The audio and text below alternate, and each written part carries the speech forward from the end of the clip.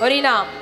হ্যাঁ, তো এই যে হরিনাম আমরা করব, কলিযুগে হরিনাম যে আমরা করব, কেন করব হরিনাম? হরিনাম করলে কি হবে? হরে কৃষ্ণ। মহাজন বললেন, দান ব্রত তপতীর্থ ক্ষেত্রাদি নাঞ্ছা যায় স্থিতা, শক্তয় দেব মহাতং সর্বপাপ হর শোভা, রাজস্ব অশ্বমেধানাং জ্ঞান আধ্যাত্ম বস্তন, আকৃষ্য হরিনামে স্থপিত শেষ নামেশ।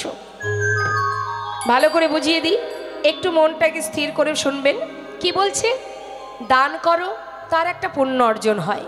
যদি কেউ ব্রত করে তাতেও একটা পুণ্য অর্জন হয়, তাই তো মা?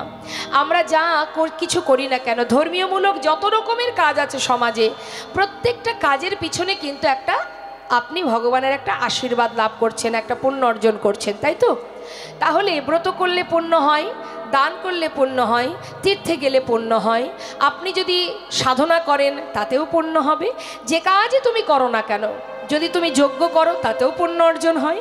তাহলে যত রকমের ধর্মীয় কাজ আছে সব কিছুর পিছনে একটা পুণ্য তুমি অর্জন করছো, প্রভুর কৃপা লাভ করছো।